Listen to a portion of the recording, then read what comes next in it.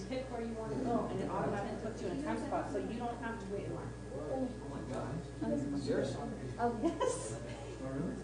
Crazy, huh? Wow, you should have talked to Miranda before. No kidding. Oh, I did, and I still. There's some things we didn't do. Is there a particular color that's best? Whatever your favorite color is. Oh, that's all? It's not a hierarchy of color? No, it's just if you wanted to walk around with gray, with blue or purple or red or pink or green or orange or yellow. You know what else? But I hate to take a step back now, but always been a laptop for contraction. And a couple people myself saying I left you a message on your cell phone. No, saying I left you a message on the landline. Oh, and I never got it. Yeah, I mean, I don't know. Well, it's good to know. That's really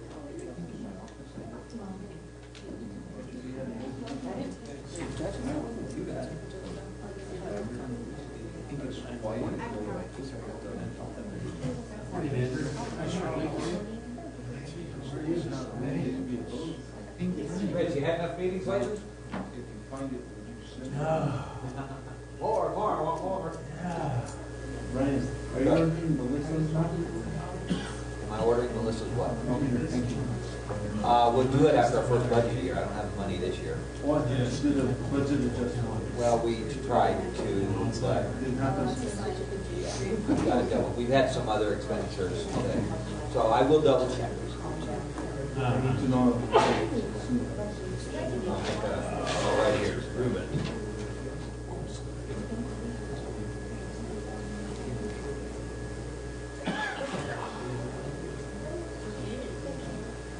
Make all your meal reservations. Make all your dining reservations to that too. Real fast. Make all your dining reservations.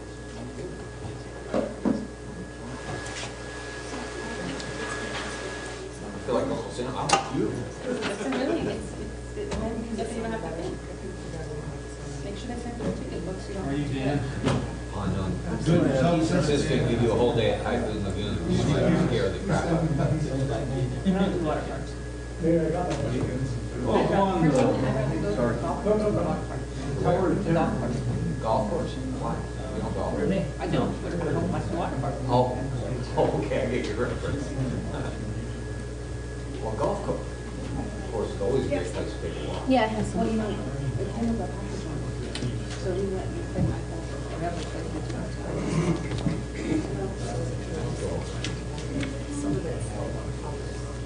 I'll talk to Karen tonight about it, and we'll get back to you. I can give you a list of restaurants. Better. It is. Did you make my favorite for fun? Not the budget. My favorite for food is The budget's just the presentation. How do you spell that? Seller. The budget's on Seller? the Taos, on the Taos Gov website. In Canada. L-L-I-E-R. Okay. C. C-E-L. In Canada.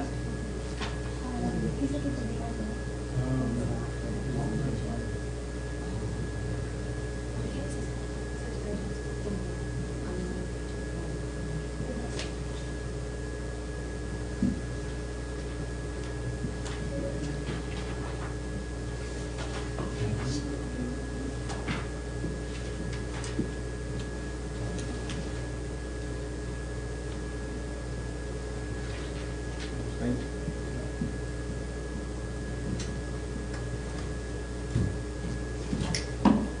Go ahead and get started. We'll call this special meeting to order of March 26th. For the record, it is 9:06. You'll call roll, please. Mayor Barrone, Present. Councilmember Gonzalez. Here. Councilmember Peralta. Here. Councilmember Khan. Present.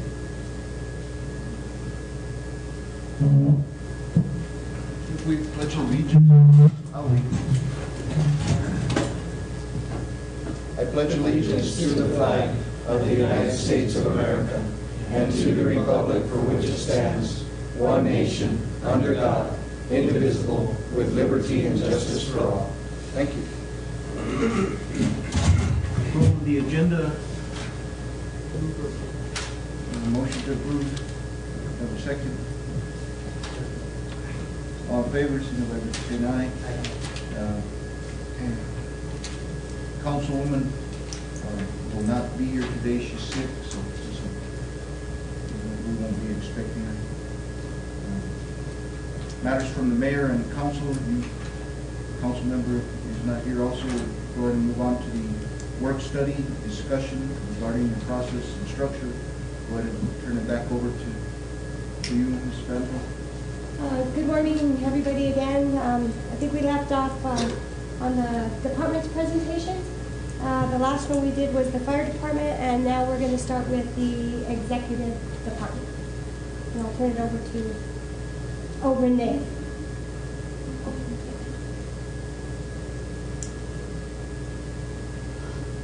Mr. Mayor, council members, so Renee's going to continue the presentation, but I'm just going to open up to say that the responsibilities and duties of the manager and myself are just to carry out the implementation of the policy that was put forth, and then we are also responsible for the management and oversight of the funds from the town of Taos. Okay, so I'll go ahead and continue. The duties and responsibilities of the town clerk's office are mainly, actually I shouldn't say mainly, all of our duties are set by state statute. And one of the duties is to coordinate the town council meetings, and along with that I record the minutes of the meetings. And I also am very careful to ensure compliance with the Public Records Act, the Open Meetings Act, and our open meetings policy, our own internal resolution that was passed by the town council. In addition, we're responsible for the public records requests. Actually, public records of the Town of Taos, and along with that are the requests.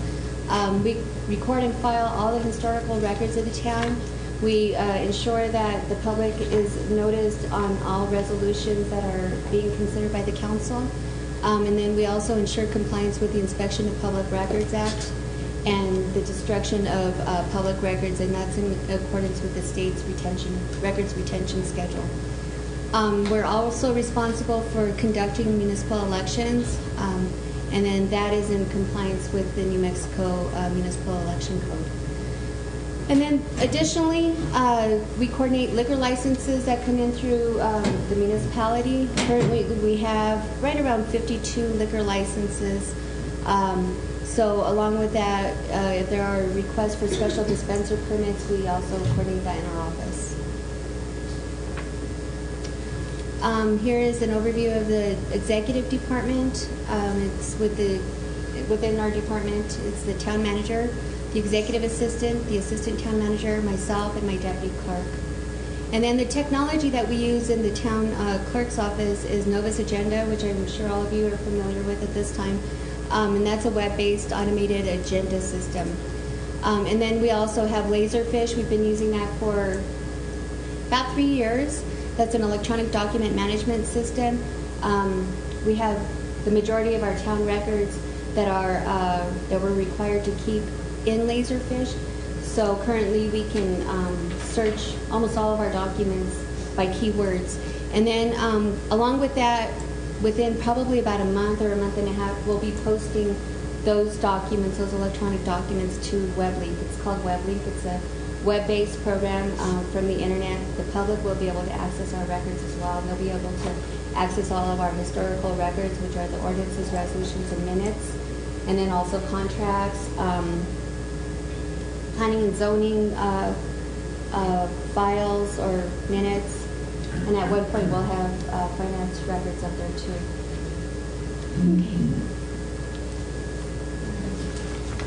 This is the executive department's budget. Our budget is right around $1.2 million. Within our department, Francella does manage a few of the budgets. We're responsible for the executive department, the town council set-aside, municipal elections, water rights, and our capital projects and community grants.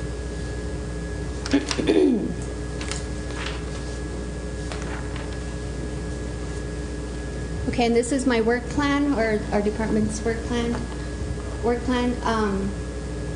One of my main priorities has been to ensure the transparency by establishing a records management system, and along with that came Laserfish.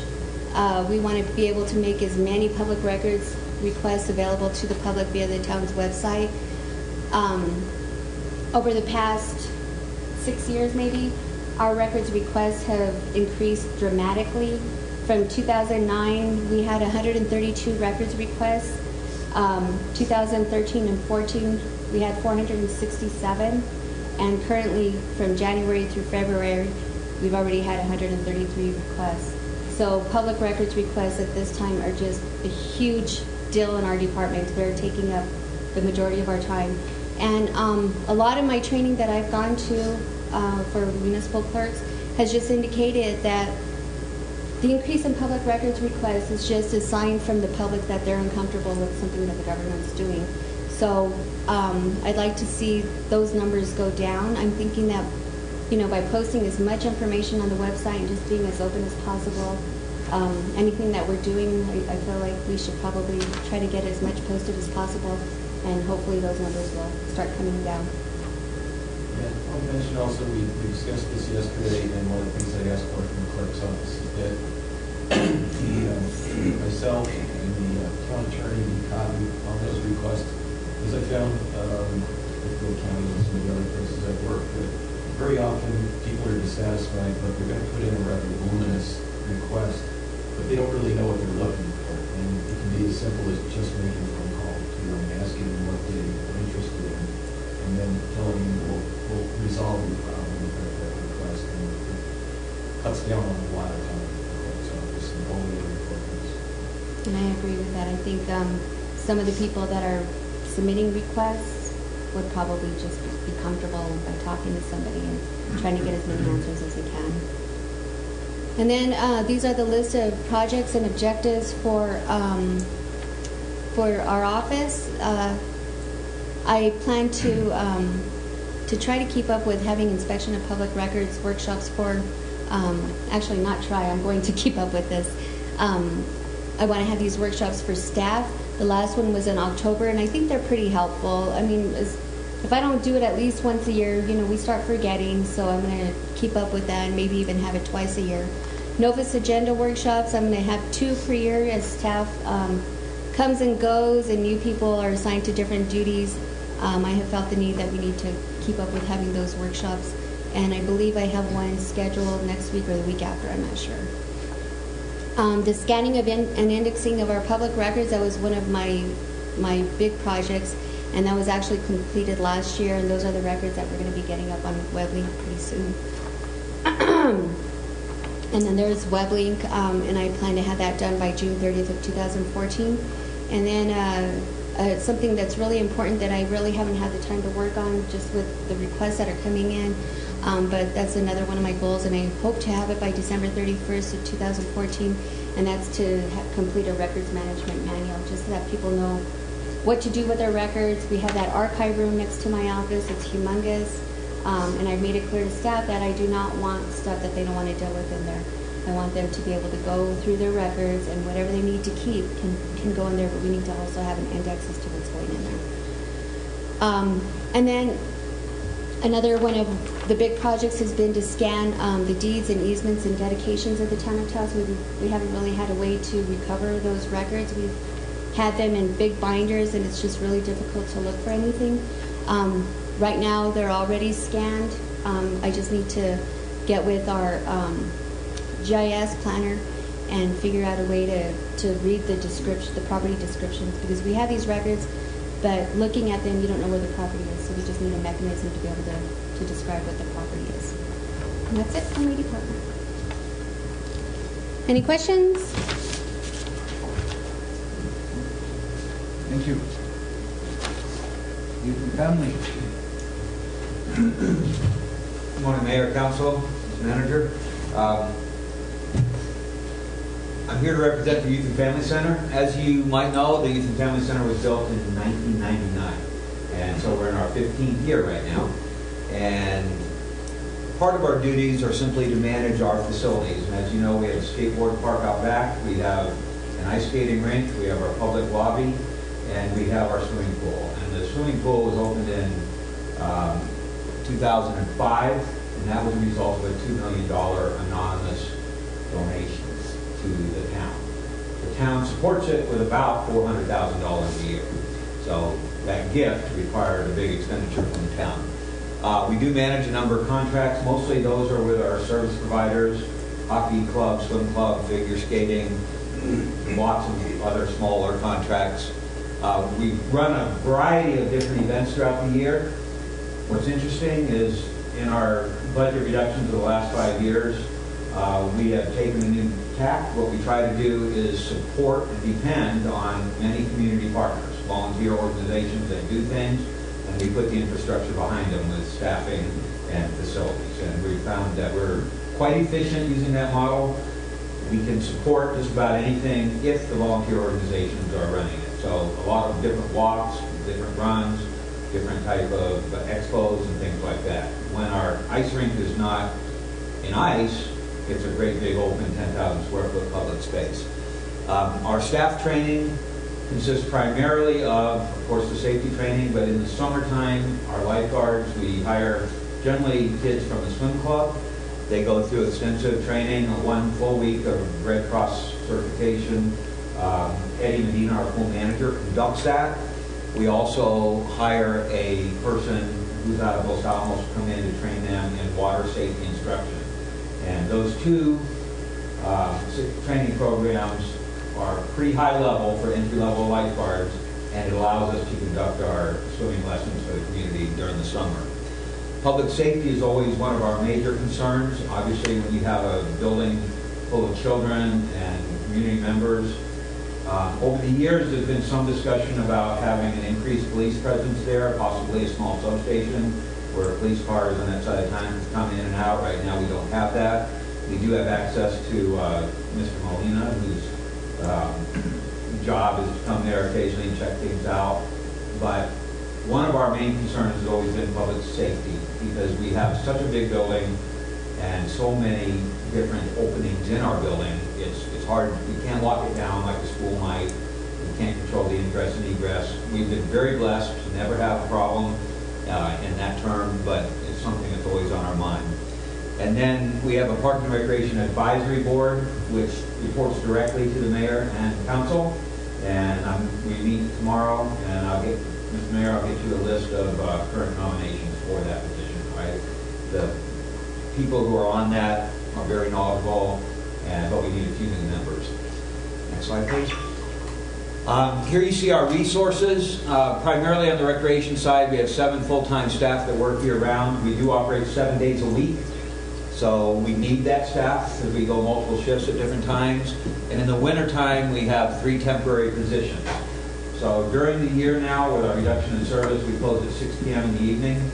But in the wintertime, those hours are extended later into the night, sometimes 8, 9, or 10 o'clock at night. And when we do the big tournaments, as late as midnight.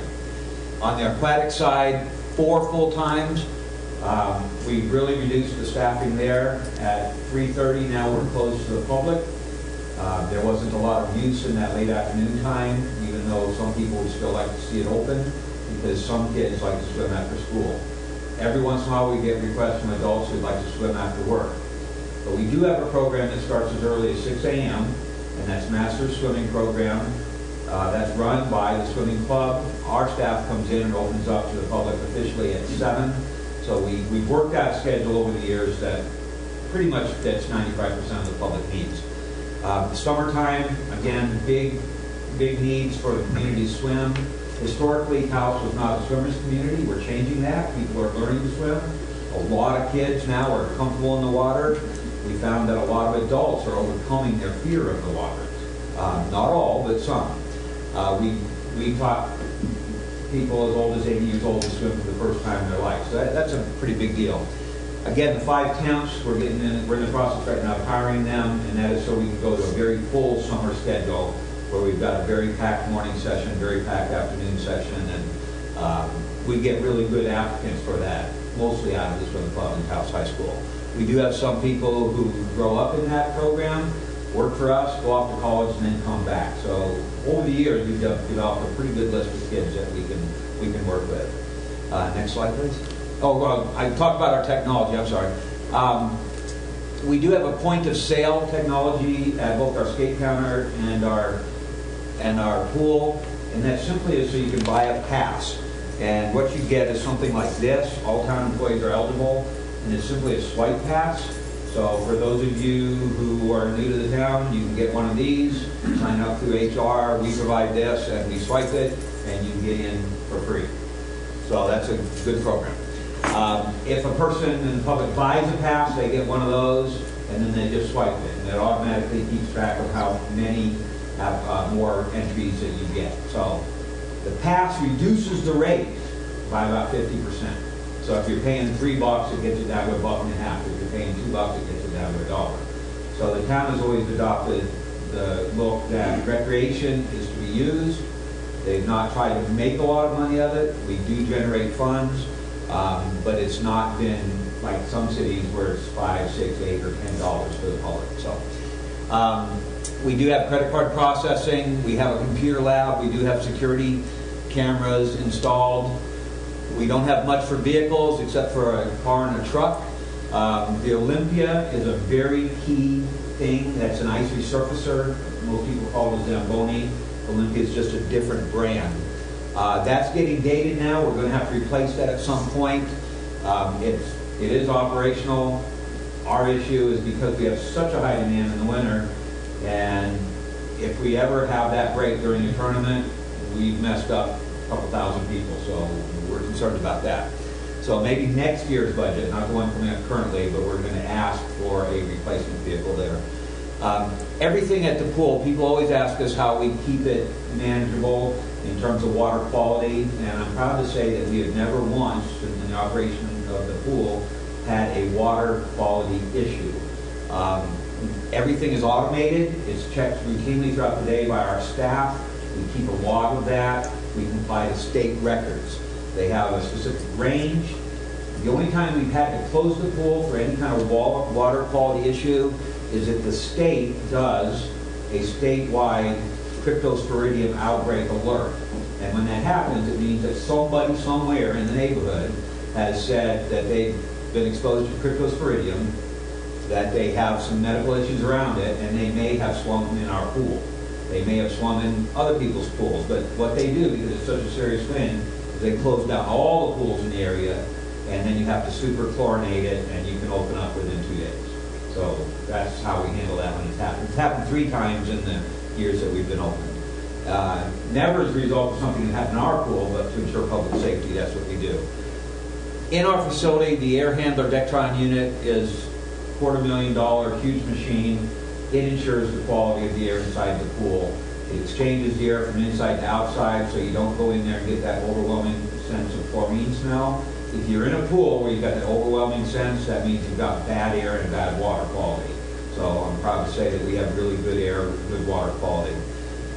And then at the ice rink, we have 4-stage automated compressors. 3 years ago, we had a serious failure of 2 of our compressors. We got through the winter, we replaced them, the 2 compressors. Again, they're 15 years old now. And this last year, we completed a reprogramming of them, and we had flawless operation this year. So we're doing really, really well in that regard. And that's it. Here's our budget. We're just over $1 million. Personnel, of course, is our biggest one. The Youth and Family Center itself, which is our recreation side, takes us a little over $500,000 a year to run. And again, that's been reduced over 5 years, so we're operating pretty efficiently. The aquatics division, right in the neighborhood of $400,000. The capital here, the $7,500, that was to help us with the automation of the ice rink compressors. And then we have several community grants. This primarily is the Taos Sports Alliance. There's a $75,000 contract we managed to run the Taos Sports Alliance and their programming at the Eco Park. And then there's another grant that's run through, in the past, Steve Kennebeck's department, and that's for the maintenance of the fields. That's contracted with Federico Ruiz of La Tierra Landscaping. And apparently that's going to be in my budget this year. Is that correct? Yes. Under my operation? Yes. Okay. We've split the duties on that, so no problem. Our strategic focus is quite simply... 1 second, I have a question. Sure. I'm sorry. Just a quick question. What is your revenue? You don't show your revenues here. You show your expenditures. But what do you actually bring in? sales of fast car or one-time use of the pool or ice skating rink, or metal skates more than anything else. I think it runs in the neighborhood of $200,000. I don't remember exactly the number, but it's somewhere, I believe, between 175 and 200, depending on the year. I'm just looking really quick. 87 for his pool, recreation, and arcade is what we budgeted for this current year. 87,000. The ice rink at 32,000, and that's it. Let's see. And the pool should be in the neighborhood of 70,000. So That's part of the 87,000. altogether. So not 170 total. No. Okay, I'm sorry. Then I So about misrepresented. 110, 120. Right. About 10% of the budget. They Right. do. Yes. Thank you, Dr. Misfady. Thank you for the question. I have another question. Sure. What condition are the arcade games in this project? That's one complaint I get. I get that complaint a lot too. They're old, they're dated, they're out of, Like, pretty much. And the history on that is one of the contracts we manage is with a company called Young Corporation. And we go out to RFP, that's coming up now in April, but we asked community providers to provide that service. The town has never provided those machines. We do get a percentage of the revenue. With the changing in technology over the last few years, the usage of those has gone down. The replacement cost has gone way up. We only get one person, whoever responds to that RFP, and that's Young Corporation. So we continue to have that person provided. They want to sell their company. They haven't sold their company. So I think at some point, the lady's going to retire and it's going to go away. Mr. Greg, at some point we need to start with another fund, just because I don't know how much youth involvement actually goes to just hang out there. And I want it to be a safe place for them. So at the same point, I guess we need to maybe start evolving with technology, be it Xbox or whatever it is that they're planning at Walmart can develop a kiosk and allow 10,000 people to come through that store in a month, and that system still runs, so I understand why we can do something in the sandbox too. I guess for me, I'm just looking for grounds where when the youth comes back to me and says, what do you have here for the youth to do? And I said, we'll go to the Youth and Family Center. What am I going to go there for? And, so either you're in swim club or you're in hockey, and I'm looking at this open middle space where arcade systems are, and nothing going on. So, for me, I think we can up some attraction to that place and make it more than just about swimming. It would be nice. One of the questions we get all the time is in the community, there are a couple of private businesses that are catering to the new technology where they have the Xbox games, but it's their private business. And so a lot of kids who go to those places, Audie's Playhouse is one, Jake Quintana runs another one. So we always get put, are you going to compete with our private businesses or not? But yes, the kids want newer technology, they want something different. We've even found the use of our computer lab has gone down to almost zero over the last few years because the technology is outdated. And kids have it all on their phones now, and they have it, like you said, much more advanced games. So. If I could, I think maybe what we need to do, the only response we're getting is maybe we have to do some research ourselves and the companies that are out there. It may not be local, but the issue that I have is if we don't keep the kids occupied with something, they look for something to get occupied in, which isn't necessarily positive. Spray painting a water tank. That's always very, very true. So I'm just saying is that, if we're going to provide a service to the community that is going to be positive to our kids, we need to find ways to keep it positive.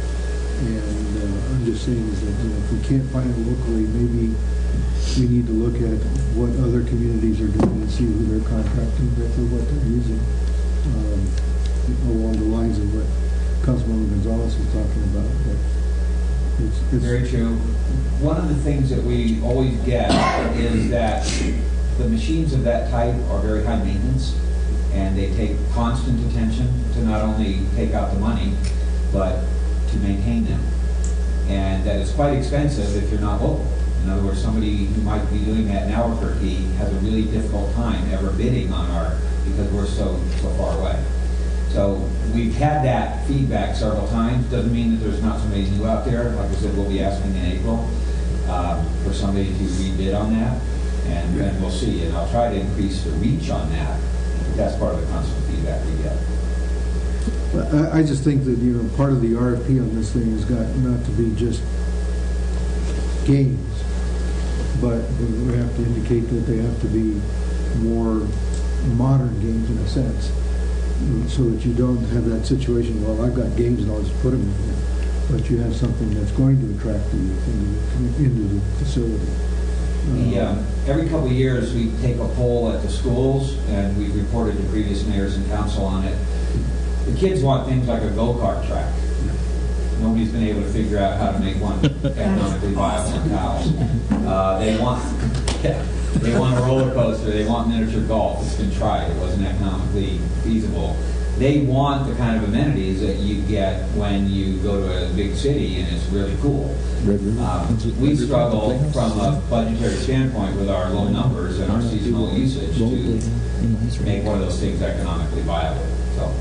What? Just real quick, Jake. I'm sorry. Roller coaster too. We can do a roller coaster. We'll do it bigger than anybody else. Just one real quick question, I guess, is why not? You know, in the spirit of more governments moving to P3s, why not contract with like Ozzy's Playhouse or Jay Quintana to manage some of that stuff? And you know, obviously the city still, you know, be it beneficial to us, but at the same point, not really competing with them, but allowing them to come in and become part of the solution as well. They actually do utilize our facility. Ozzy Playhouse, just for an example, has come there, and on the weekends he does free seminars for the kids. Seminars is not the right word, but free game experiences for the kids. So he brings in a variety of his different televisions and game consoles, and he actually orchestrates those things. He primarily does that to expose new kids to it at the youth center, kids who are just hanging out there, but then he's recruiting for his business. So we've done that. It's been very successful recruiting people to his business. Well, and that's why I'm saying is to make them part of that partnership where they're vested in the youth and family center themselves, not to take them out and take them somewhere else, but to where it's mutually beneficial. Even just contract, I don't know what we paid up Pinon, but you know, at the same point, we don't pay them; they pay us. Okay, well, that's the management of the gaming system. Yeah. So I would say along the same lines, setting something up like that, they bring the technology, they offer it. You know, whether we own the screens for the for the TVs or the consoles or whatever, they come in, do the management on X amount of nights a week. You know, it's just we need to figure something out to stimulate more usage of that place beyond what it's getting. And that's, for me, that's the biggest drawback in the community is, you know, I'm 100% pro-youth, but at the same point when they come to you and you give them the solution, which is the youth and family center, and then they come back and say, everything's broken. You know, it's like, okay, well, you got me there, so. Mr. Cudwell? Mr. Mayor, council members, this is not a legal comment at all, but it's, you know, it's a community comment. There's a desperate need, I think, in Taos for after-school programming. And coincidentally, the Taos Community Foundation just kind of established what it's calling the steering committee. The real purpose of the steering committee is to conduct what's called a health impact assessment, which is a new tool that's sort of being introduced as a companion to sort of like an environmental impact assessment when decision makers are making decisions about policies or programs, so that there's an element of health impacts considered in those decisions. But the steering committee is sort of searching for an example or a pilot program or policy to use for this HIA. And one of the things that's discussed has been kind of adaptive programming at the Youth and Family Center. Other things that have been discussed are, you know, recreational trails or a recreation district. All concepts that I know everyone has kind of heard in the past. But the purpose of my comment is to suggest that there is not only within the internal discussions here, an external discussion happening along these same lines. There's a real need to coordinate those discussions in order to elevate this conversation to the level to which it can actually achieve something. So it's encouraging, frankly. At the same time, it all comes down to this financial issue, and that's what we have to collectively be able to get around, I think. So I'm really quite encouraged to hear Council Member Gonzalez and Alta want to promote those things, and I think that this is a good time for this conversation to evolve. If I might comment on that, thank you very much, because you're exactly right. At different times, we've tried different models in the summer too, and the Community Foundation was part of that. There was a time when we had programming dollars from the Boys and Girls Club, and they provided money that came into town, and we actually ran youth programming. That model is no longer in place. Big Brothers and Big Sisters are now trying to work in town. The men program, of course, does some work in town. But there's been different evolutions. In the past, we ran a very nice summer camp, and we had huge numbers. But what happened as a result of that, and that was part of the Community Foundation and many other people, is since that time, there have been other community organizations, both profit and nonprofit, that have picked up summer camps. So at a time, there was no summer camps really to go to. And now there's pretty much a plethora of summer camps and a lot of options for people. So there has been some evolution, and it's ongoing, I guess is the best thing to tell you. So way back when, the town actually ran summer programs. We've managed to join up with a bunch of different community partners, and now, other than our specific operation of the center and the swim club programs, we don't operate any programs of our own. We provide facility infrastructure and support, but no programs. With regards to that, and community summer programming and stuff like that, the one thing I've always, been, previous council and myself, and I'm hoping this council sees it the same way, is utilization of our parks program, which is, there was something unique when I went to Chicago this last year that I found just amazing, was that utilization of their parks to get people attracted to their parks. They bought this jumbo, like, inflatable movie screen, and they had movies in the night park for families. And so, I'd love nothing more. This thing's portable. So they bounce it around from park to park to get movie park. So for us, at BK Carson, we'll go to Baca. And it's done like Tuesdays and Thursdays. To get utilization of the parks, to get families together. They're not new movies. They're some family old movies, but at the same point, it just gives them a place to go. And I look at it in a time of economic downturn that people, movies to some families are a luxury these days. So if you can get them all together at a park and at the same point stimulate maybe some outside vendors for hot dog sales, Cokes, or drinks, or whatever it is, and you draw the families together and we get some utilization out of our parks as well. And it's done right at sunset, and as long as it becomes this aura, we can create stuff here, or even maybe our tourists will start to come. My family went to it. We were in Chicago. There's a million things we could have done. My wife took our kids to go see it. And it was the coolest thing because it was this thing of family, kids are running around. At the same point, the movies playing. It's just utilization of our parks to the utmost extent. And I think, in talking with Mayor Emanuel, he said, it was one of the most enhancing things that we did to our city because we had crime in our parks. And once we instituted that, the crime almost went nowhere because people stay and they hang out later than that. At the same point, it's a way to maybe enhance the arts and crafts fairs, farmers market. There's a lot of different opportunities out there that I don't think we're capitalizing on for the sake of just, I know money's tight, but I think stuff like that isn't so much as an expenditure as it is an investment. So, I'd like to see something like that start. I think it begins with Parks and Rec. At the same point, maybe you guys can offer it to the skating rink. I don't care where this giant movie screen goes, but I know just being somebody with a family, outside of having to go somewhere and spend money to do things, I'm all about revitalizing the economy, but I understand at the same time there's just some people who can't afford to do it. So it's about adding to the quality of life here, and with that, we're helping. the car show was on movie night in August at Kit Carson Park. They put up the screens on the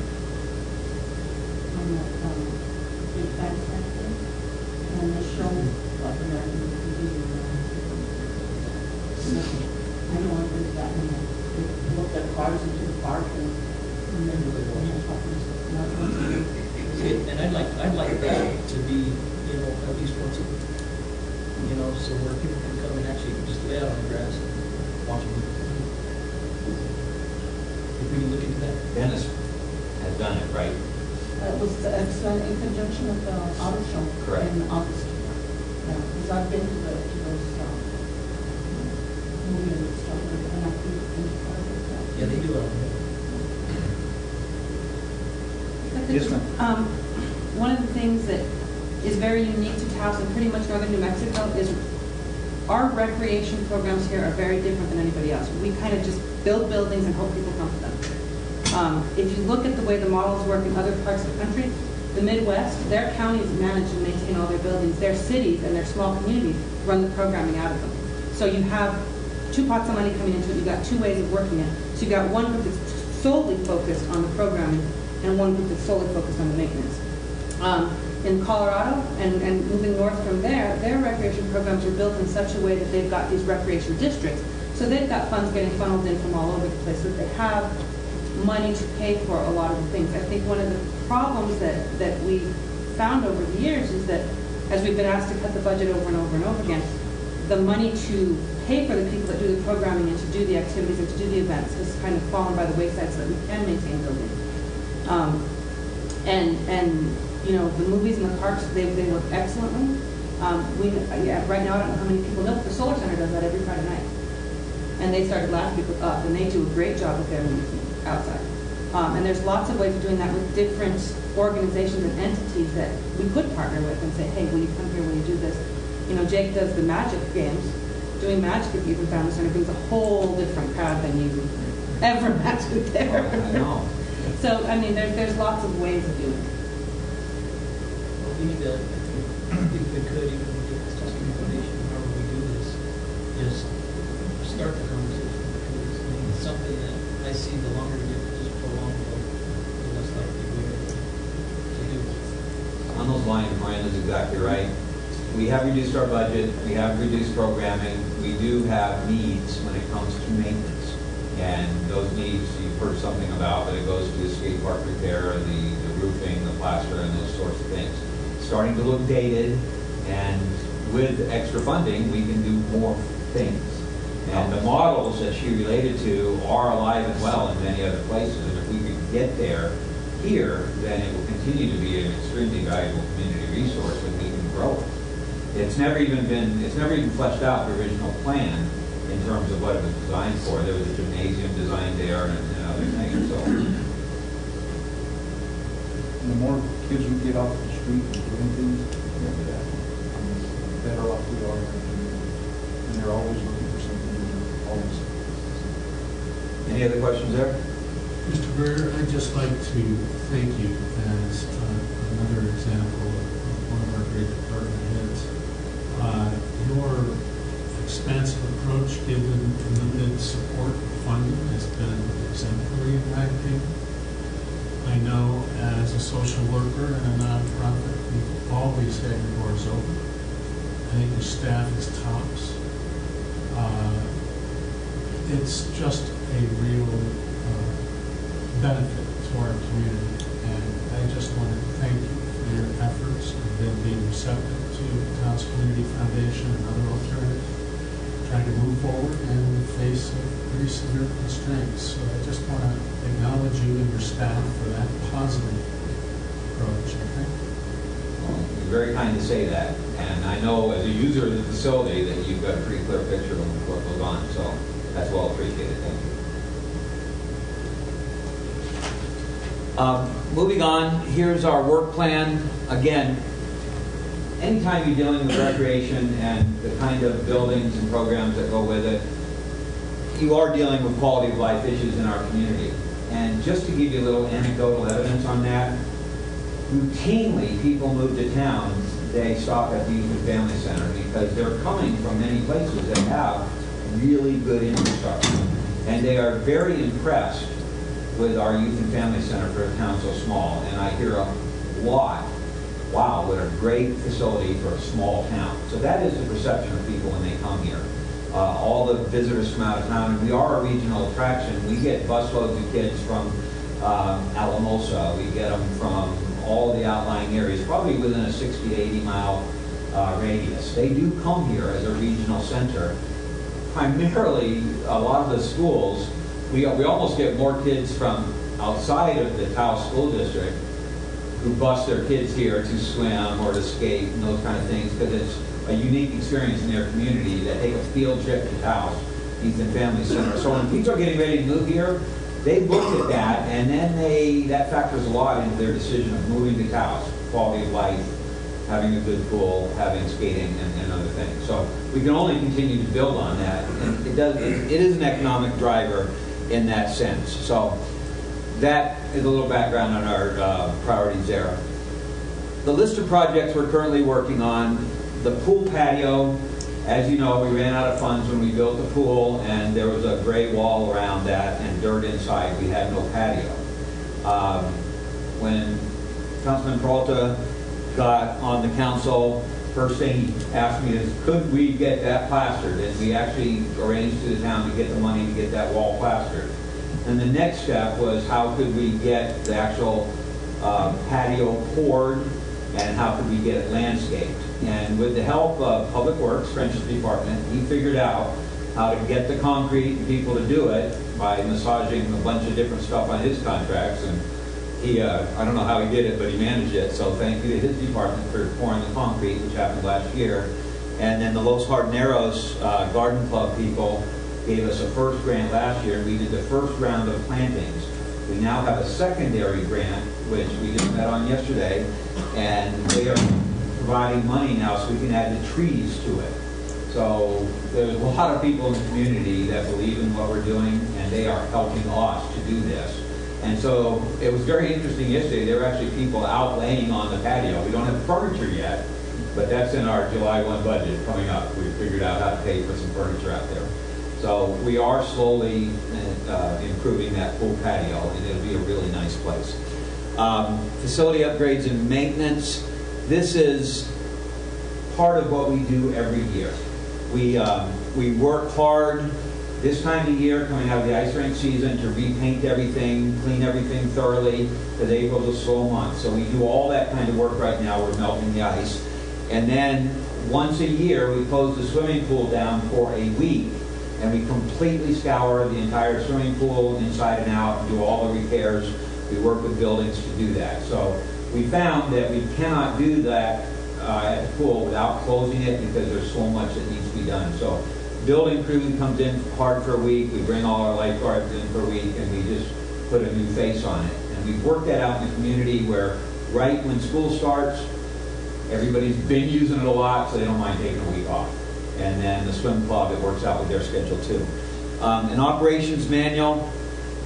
We have done this not only with our internal procedures, but we've taken all our equipment, machinery, and all the different manuals and things that go along with that. On all our equipment, we put them in a couple of great big binders, because we wanted it organized. We wanted it easy for somebody to step in and see what it is.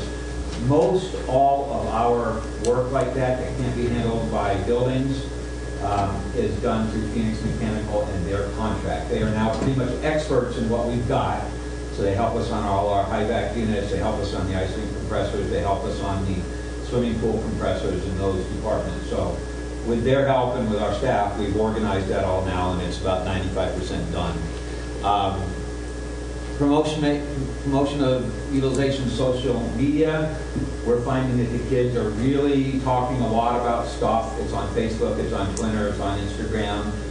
We're learning how to do that. I've got a couple young members who are helping us, and we're simply going to try to be throwing stuff up there and see how that works, because we do find that it works. And we experimented with it this year statewide with the youth hockey programs, and we found fabulous usage of it statewide.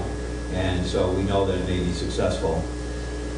And then provide support and collaboration with our community partners. This is something that we do all year long, and I want to impress upon you that there's a lot of very good community organizations out there. And we absolutely partner with them. We can't do it ourselves, but by supporting them, helping them, they utilize our facilities a lot. The biggest thing that goes on at our place is all done by volunteer efforts in coordination with our staff. So, with that, I'll answer any of the questions you have. I do have one question, Brian. When it comes to, I guess, directional organizations to how programs are run at the Youth and Family Center, is there a steering committee or a board that is comprised of that does some of that stuff? And the reason I'm asking is you mentioned to the mayor that is there a possibility that out on some of those patio areas that we could get some of the community businesses, and I'm saying to the point where we go to them and say, look, could we, I mean, what's the lifespan on outdoor patio furniture, especially high usage? I would say, what's the likelihood of going to some of these businesses, Walmart, Ace, Randall's, and saying, look, can we partner together where we're not paying full price for a patio furniture set, for example, we'll meet you 50% of the way, and then also as an incentive, maybe auction it off or wrap it off at the end of the year so that we get a replacement the following year. So at the same point, just drawing attraction, they get to show off some of their stuff at the same point, and kind of making it their own little Walmart, Ace, Randall patio section that allows people to go. So, I mean, I'm just questioning things as to how, I mean, so many times everybody relies on government to provide, but at the same point, there's plenty of businesses out there that say, well, if you just ask us, we'd be willing to help in our community efforts as well. So I'm just wondering, steering-wise, how that's working. It is working, not quite to the extent that you said, but when I talked about the full patio, I was remiss in not saying we also have people in the community. The Rotary Club donated a substantial amount of money to the project.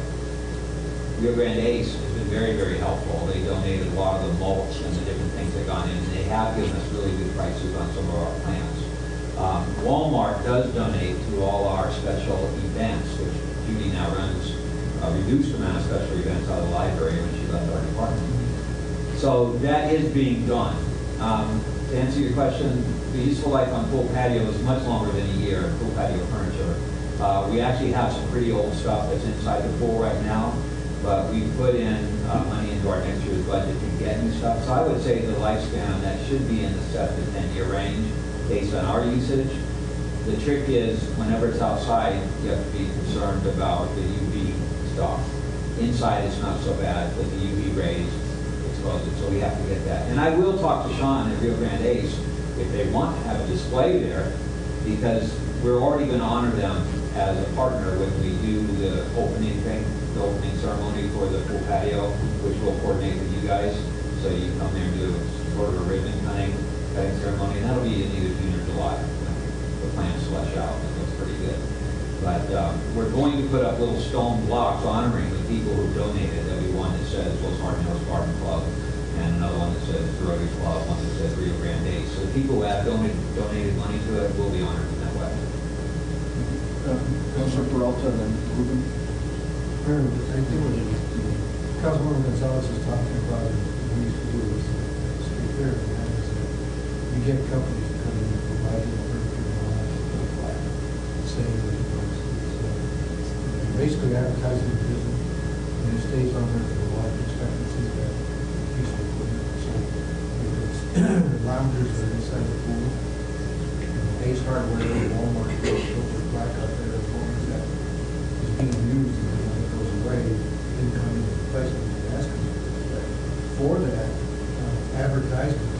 They give you this stuff free, so you don't have to budget. And that's where we're talking about partnering with some people in the community who are willing to do some of this stuff, just to get the name out there as part of their business management initiative. So that's the kind of thing we're talking about to help out with some of this stuff. It doesn't come down to us doing our capital budget replacement, because we do that partnering. It's the same sort of thing that we're talking about when we're out in the park and you have movie night and bring vendors in and sell. You charge them a minimum amount of money to fee out in order to pay for, let's say, rental of the movie or extra staff having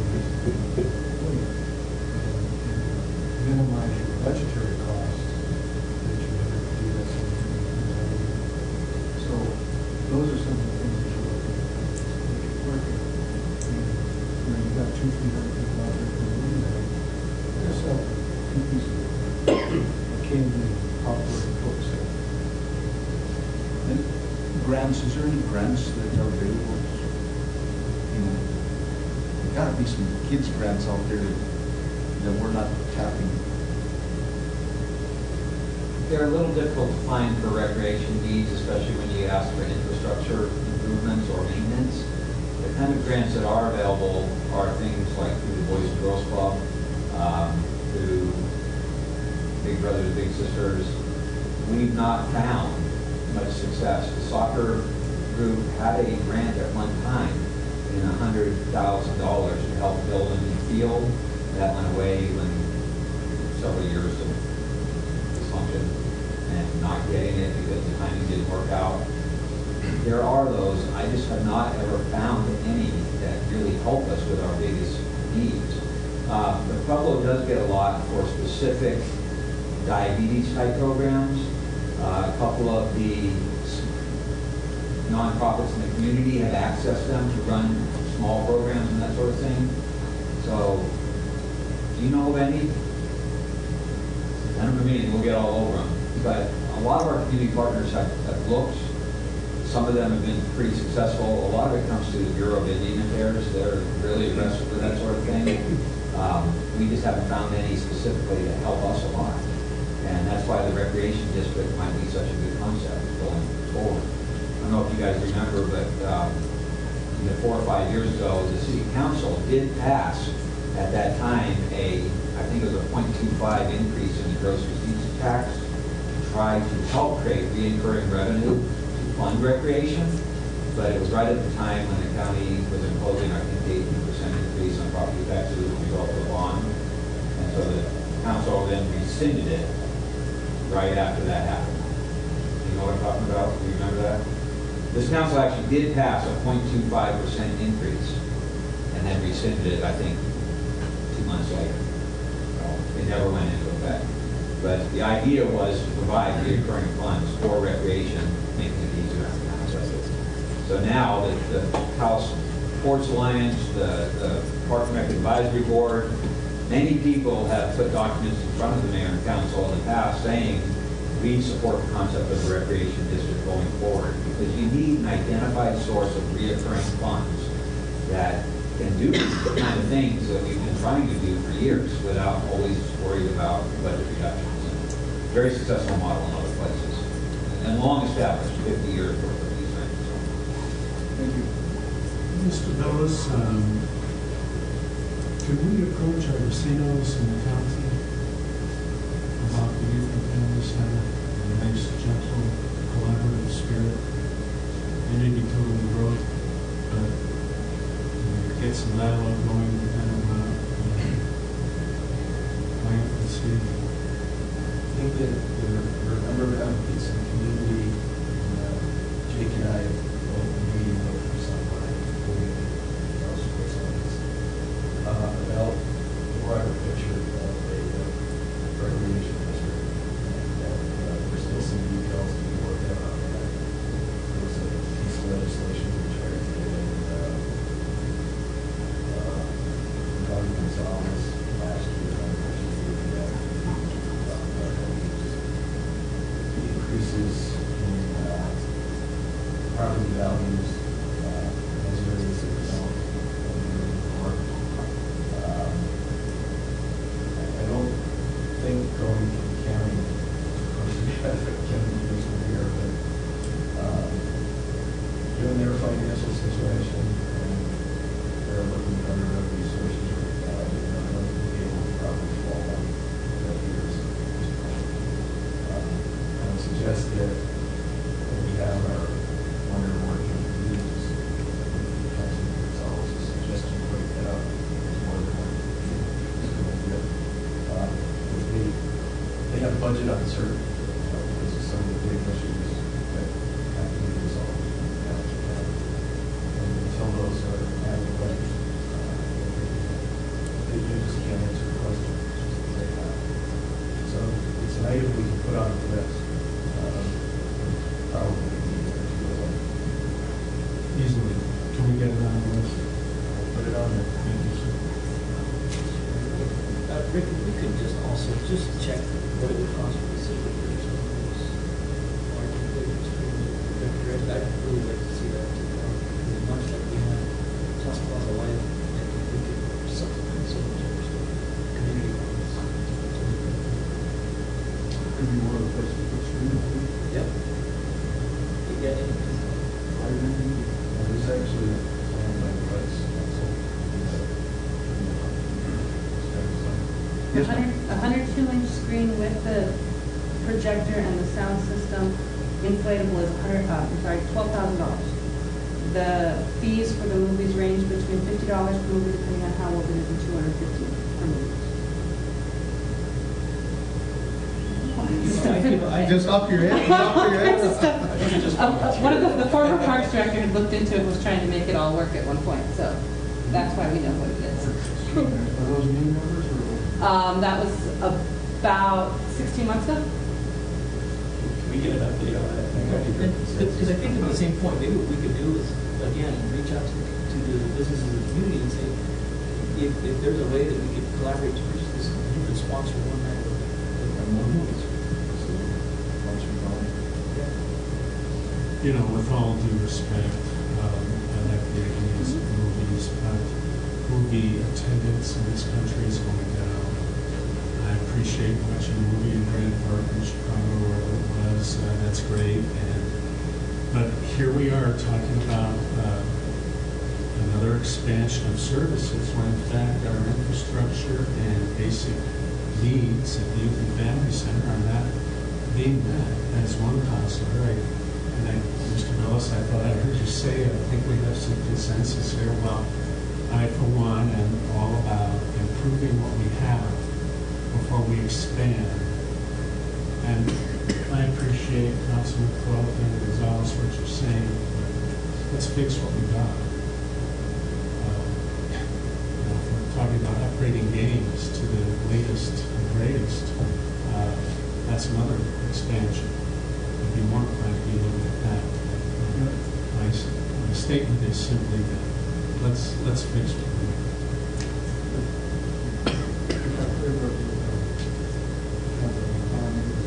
We're talking about the games, it's trying to bring the revenue back into the center. We're not on. We need to get the library as we do now.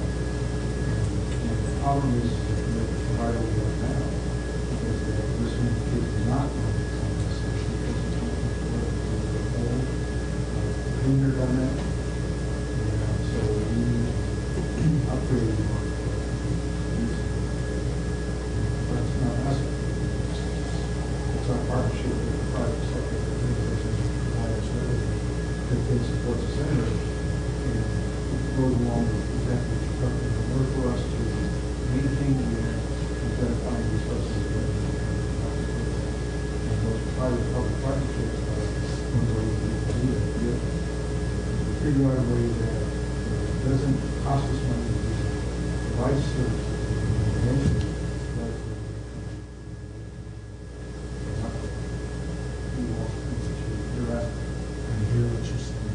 And with regards to the movie thing, I guess I look at it from a standpoint of not creating another expenditure. I look at it as a way to utilize our parks to the point where they're not, like a living, breathing house that you got to use and utilize or it dies.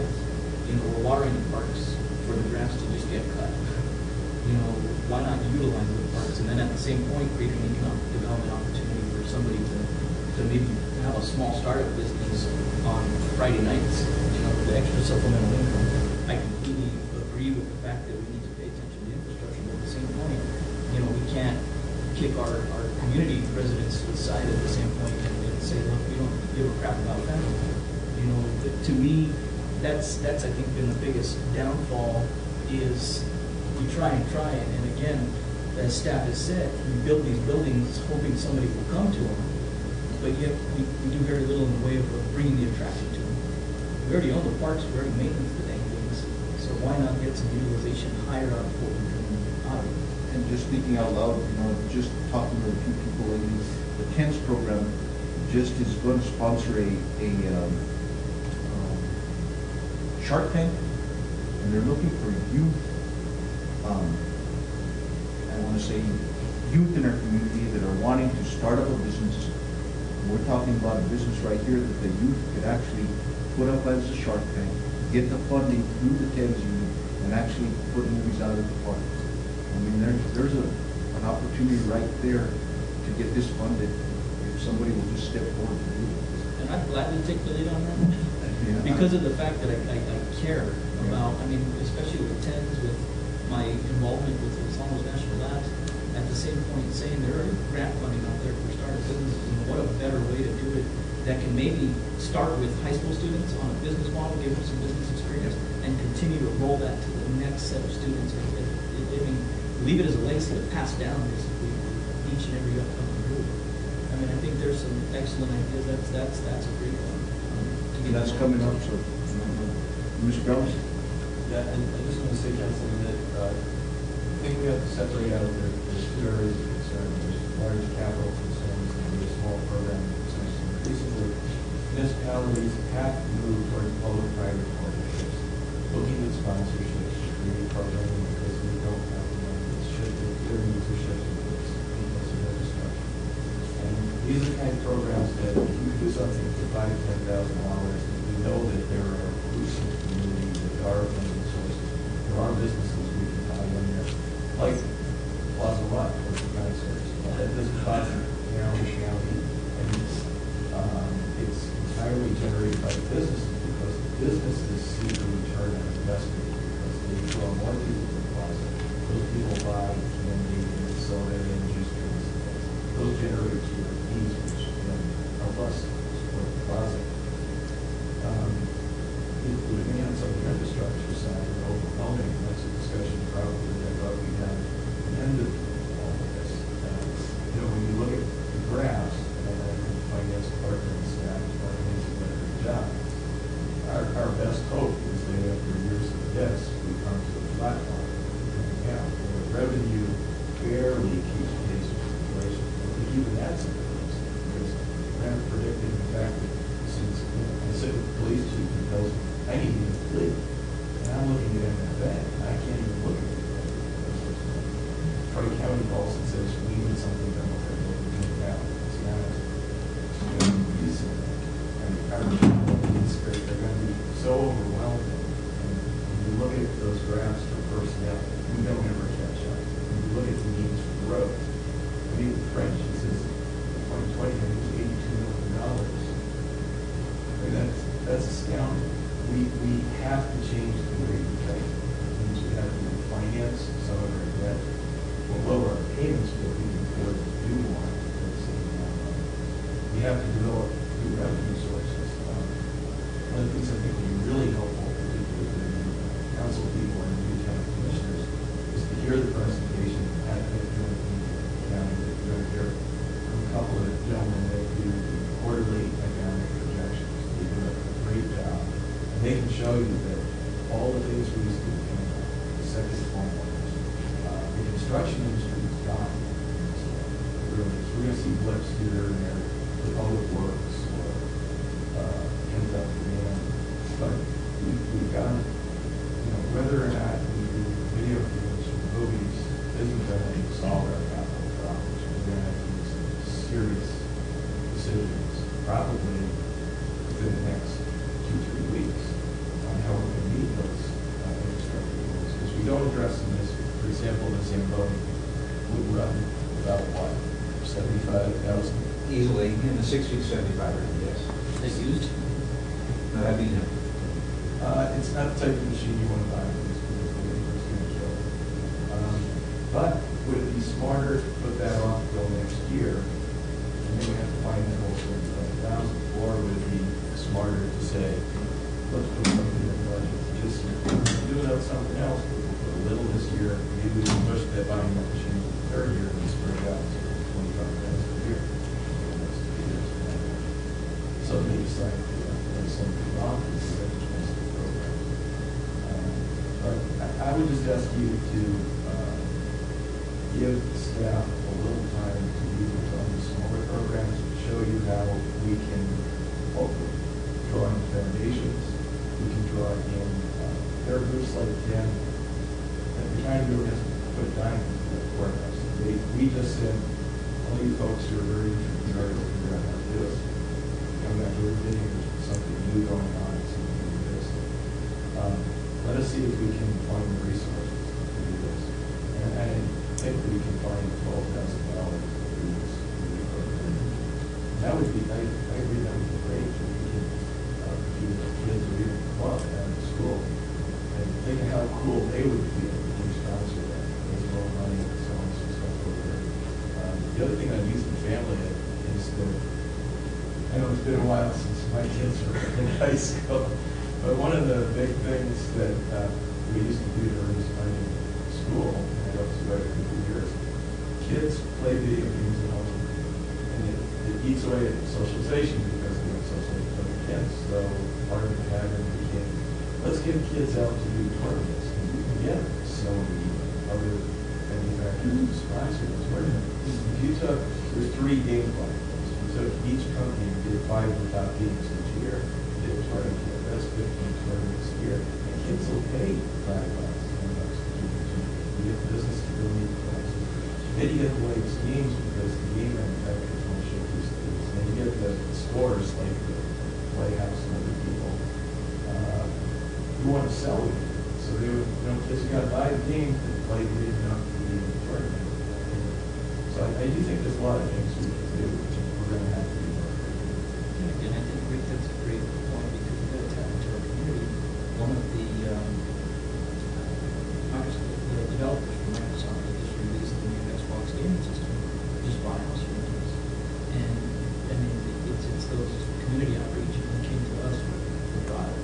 So at the same point, maybe it's going back there and saying, hey, you have the ends with Microsoft. Is there ways that we can, partner so we can get an attraction unit so turn into a weekend routine. I mean, this is something these kids do, and it's done via live now, which is all done based on internet.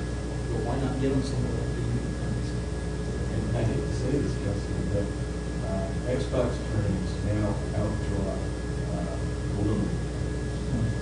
And so it's not just something for your business. That's because you're coming from Albuquerque, it's about $1,000 prize. Mr. Rupp, this is what we're talking about here, is that by doing programming, we can generate additional tax revenues in the community. We can spend in hotels, we can in restaurants, or buying stuff, or eating on these sort of things. That will help us generate the money for the community because of the partnerships we get, not to spend operating dollars to do programming, but then the community can go for us. The money that we generate can go into infrastructure that we can make infrastructure better. But if we don't do something that can create activity in our community that's going to generate income that we need to increase the ability to maintain our infrastructure, what you're saying is correct. We have to do something that is going to make things happen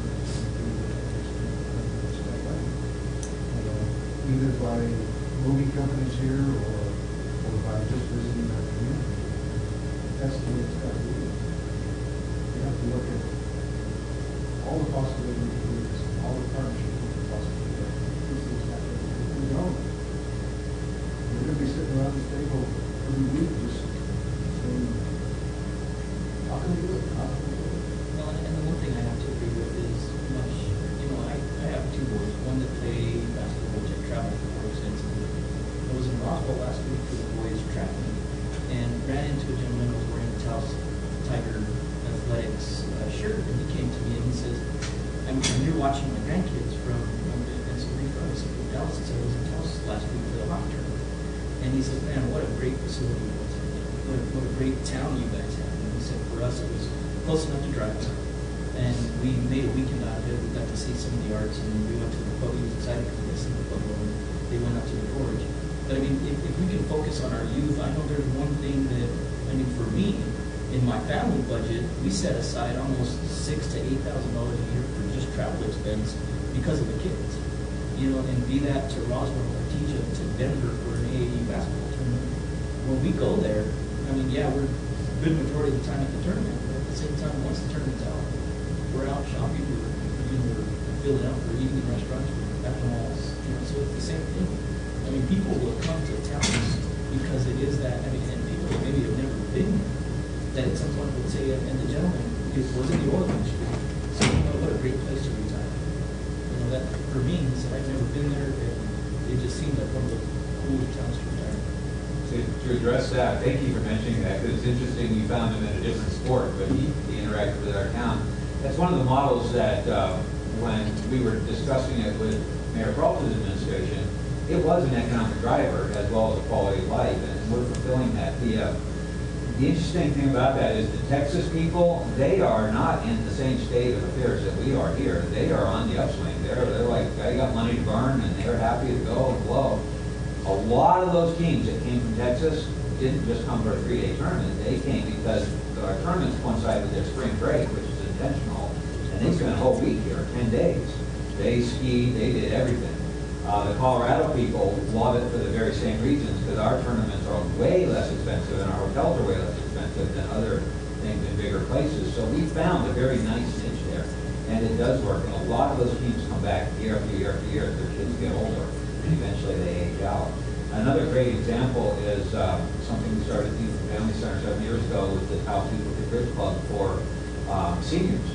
And it's now since been moved to Ancianos, where we use their facilities during their off hours, 4 hours on Wednesday night, 4 hours on Sunday afternoon. But if you read the paper last year, we had 800 people from around the nation here in Taos for a full 7 days. That was a pretty impressive little thing. It didn't cost anybody a penny. It was all done by volunteers. So what we do know, and this is part of what the Taos Sports Alliance has tried to do with now the NCAA teams coming to town, people do like Taos as a destination resort. They will come for events. So you put the two together, and it's huge. And when you think, are we going to get a big corporation here someday to employ 1,000 people? Probably not. But you are going to get tourism and visitors related to that, and a lot of those people like to come back every year. The Taos Bridge Club, just as an example again, is hosting a sectional, small 3-day tournament this year, but already the national office has granted us a full, big, week-long one next year. And it took us 5 years to get there, but all volunteer, got it done. So it's a pretty cool thing. And you get a dozen of those going, and then you've got some real stuff. But they're annual events, and that's what we try to gear towards.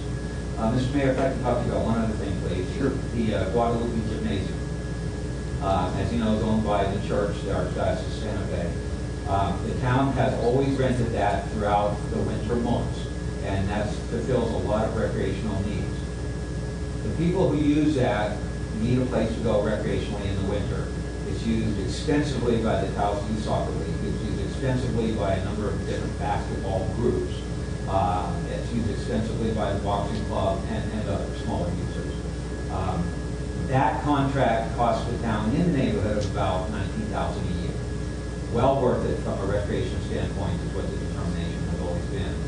We just had to close it early. It's supposed to run through November because they had sewage flooding in their basement. They've got insurance company claims and mold remediation and all kinds of stuff going on that. So there's going to be some savings because we're not paying any more utilities, or the last month of the lease on that this year.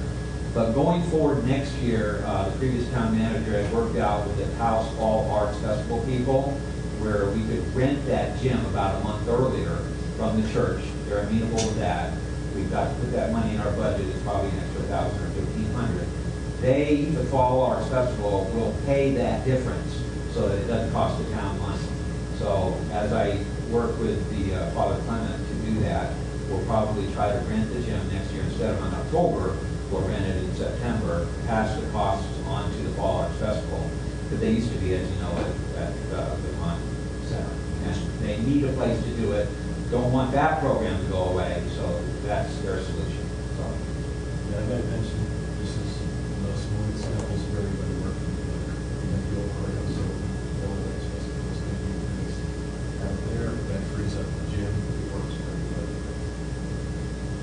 And that bridge terminal, that's, just a great opportunity because, the lodgers tax through Taos County has been able to put and support that, and they've come to us several times. And Los Jardineros is another one that's, we were able to allocate some money to the county. That, and just nice to see the everything coming together on a lot of these. And that's great. Yeah. Any other questions? Yes, ma'am. If I could just, sorry. She already got the figures for me. No, I was just going to say, if I could interject something, Brian, I don't know if you guys are still doing the financial impact survey, but Little League 2 years ago did a state tournament here, and we did a financial impact survey as part of that. We found out that with 9 teams coming in, most of them for 3 days, some of them for 6, we netted $252,000 for the community, not counting any sort of multiplying effect or anything like that. So, I know you guys have a copy of that survey, but for any sort of event-based things you do, if you guys could use that model, it would be excellent to tell the council how much comes in from those. To address that real quickly, in the past, we've done several studies on that. The Taos Sports Alliance and the town had a $5,000 grant that went to put numbers to that. That document does exist. We know that these things bring in a minimum of $100 a day per person, minimum.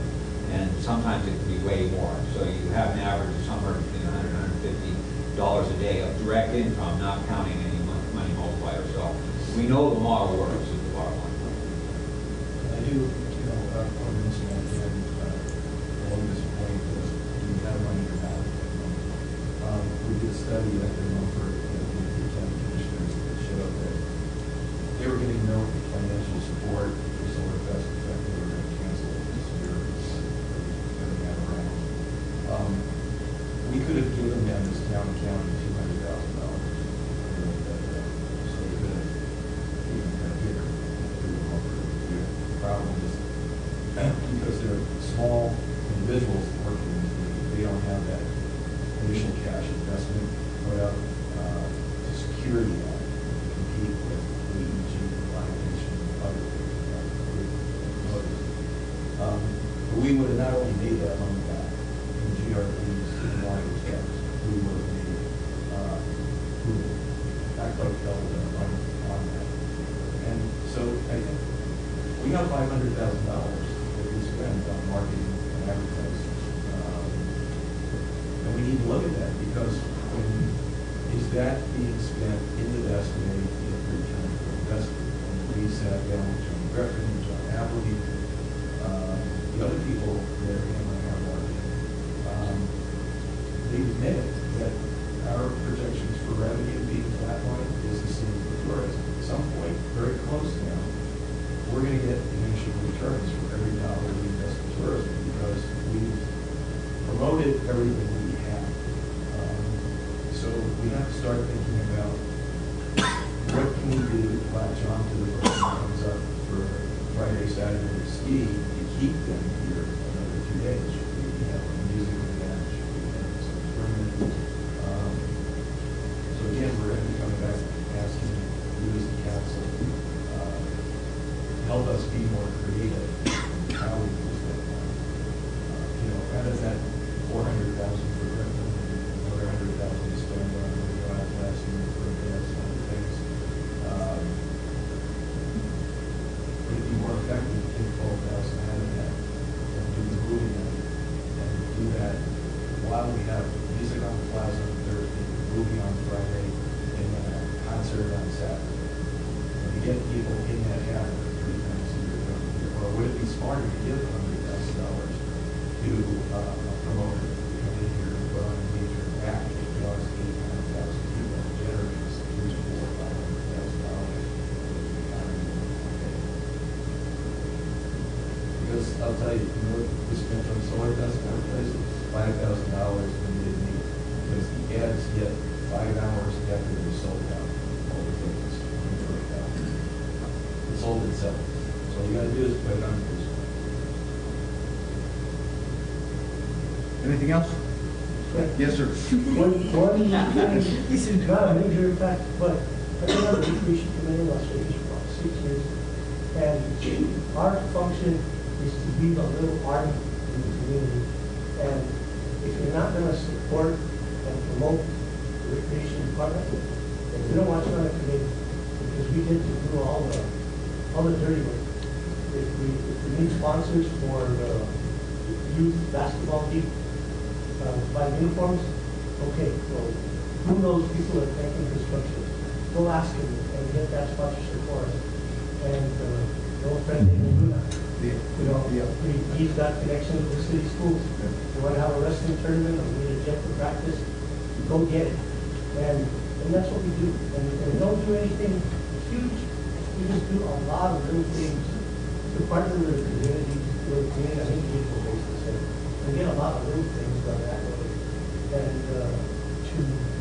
I think one of the keys that Councilman Gonzalez is bringing up is you gotta listen to the kids. And when you were dealing with the basketball season last year, therefore you had to expand it to first and second grade, all the way up to sixth grade. And it's supposed to be boys, if it's a co-ed league, it's supposed to be boys and not girls too. But there was a bunch of little girls that started coming just like cheerleaders. They were all different. So one of the sponsors came and asked us, is there anything we can do? And we just went to the high schools and asked the cheerleaders, you know, would you be willing to volunteer, coach these little girls? And we found some people who make them new uniforms and during the Yahoo games, they had squadron cheerleaders there for the whole season. Just a lot of little things like that that mainly what we don't want is somebody on the committee that's going to say, well, you know what, you should have put the lights this way instead of that way. No. If you're not a worker bee, don't come to the meetings. And that's how it's worked out. We've got to do a lot of little things and it's up to us. So I just wanted to be that. Thank you. That's all I have, Mr. Mayor. Thank you. That was No, about that was 3 minutes. Thank you. Good brainstorming session. You had a fun part. Yeah. The whole budget. Yeah. All right. So go on to communications.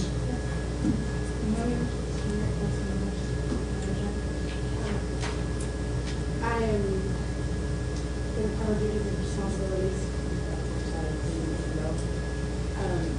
As you know, we do have a public safety action plan. We take all calls from the county, 911, Everest Fire, police, and medical.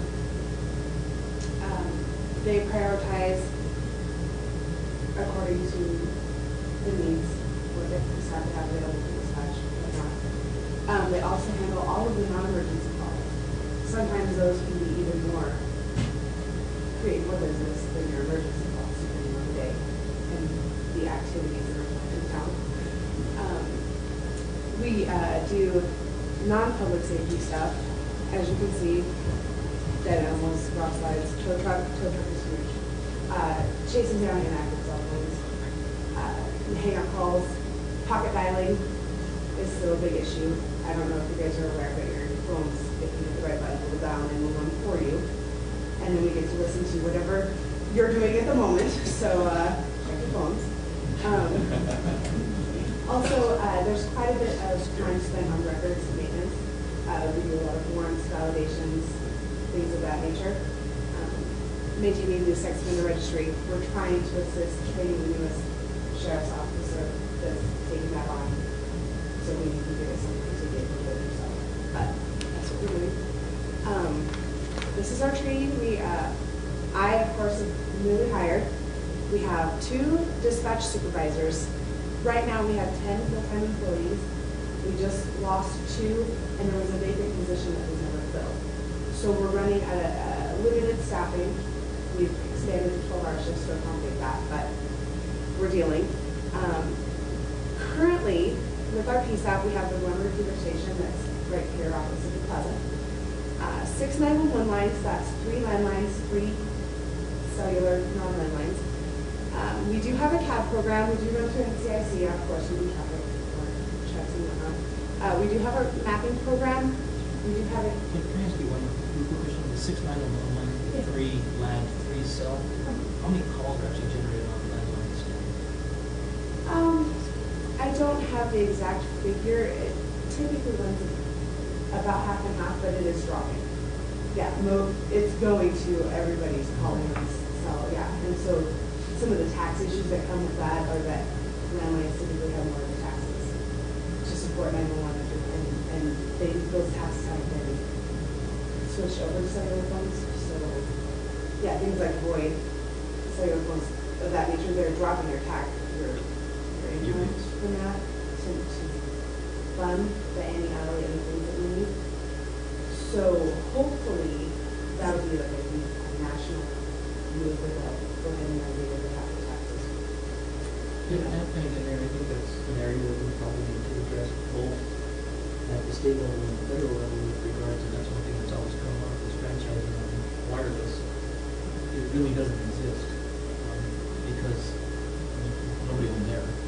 But at the same point, I think it needs to be factored into that model from Homeland Security. Is definitely looking at it to say we need to start compromising either increasing rates on 911 with mobile technology because of what the internet. So at the same point, either it gets added in on some of those jack phones or whatever they are, that we don't lose the revenue because that's going to be a significant impact to our 911 at the same point. If we're increasing revenue because more individuals are going to cell phone, it's something that small communities need to address. And you might want to look into it and tell us if we need to go to the legislature for a change, or is this something that's going to have to happen? I will have to look into it. I'm more familiar with Washington State. If you would, I mean, that happens.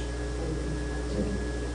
One question, real quick. On your mapping program, Yeah. could you define that for me? What is the mapping program? Currently, as it stands, we have a mapping system that comes up on the computer that will somewhat dial into the location of the caller, and depending on the technology available, you can pinpoint that down to a 2 mile, quarter mile, 500-foot radius, depending on your technology. What we have now works okay. It's a little bit older, it's a little bit slower. Some of the stuff that I've seen, some of the specs that I've seen from the county allow for any-alley spillage, so you'll get a hit. So you'll get the cell tower will pop up, you'll get the caller location, so you'll not just get the cell tower, but you'll get the actual address, should come up. Part of the issue that we're finding is that the GIS file, the addressing system, isn't as current. So one of the things that we have in the works with Marquette is to address the GIS, the addressing file, so we have a better file to input into the mapping system. So we don't have that where the address doesn't exist in the computer. I'm sorry, some of this is kind of technical. So I understand what you're saying. Okay. My question is, for example, there's a technology that Google or the other mapping national organizations use. Is that available to you? It is. We all, everybody has an internet capable computer at their station, so they can also pull up Google Map, Birds View, Bing Mapping, whatever. I've used it a little bit here. Of course, most of my knowledge is based in Washington State. Sometimes those aren't as updated, depending on the area. The rural areas or semi-rural areas are harder to get people to come out because the money's not there. Not as many people use or access that like they do in the bigger towns. So you might run across an address that, for example, if you're driving south on 68, halfway through town, there's a new construction area that I've noticed. It's looks like townhomes maybe. It's brown with white trim. been able to find that on Bing or Google. Now, it could be that some of these have come through because of spring, and we usually go in the spring and the fall. But I'm hoping that when we update the GIS and then when the addressing files, that all of those things will be part of the new system, and we'll be able to use that to better assist the citizens. So what you're saying, though, is that if you're in a more urban area, you're liable to get more information than if you're in a rural. So the rural areas of the county are much more difficult to dispatch to. And that's for a couple of reasons. One is, depending on the area, this happens to be one of those areas people dispatch according to where old Mr. Johnson's barn used to be that burned down 50 years ago. That doesn't help me as a dispatcher that's been working 2 years here, right? Because if I moved here and I got a job working in dispatch, even if I'm taking geographic tours to familiarize myself with the county and the district, I might not know where Mr. Johnson's barn was. I might not know, you know, the tree that got hit by lightning, take a left, go down to the old Martinez place, and it'll be just across from there. Those are the kind of things that you come up against in a rural community. So one of the things that we're implementing is district familiarization and having the dispatch crew go out with those people that can identify certain stated landmarks, areas that need. We're starting with the airport and working our way east, but I'm hoping to get a really good district familiarization for them going for that reason.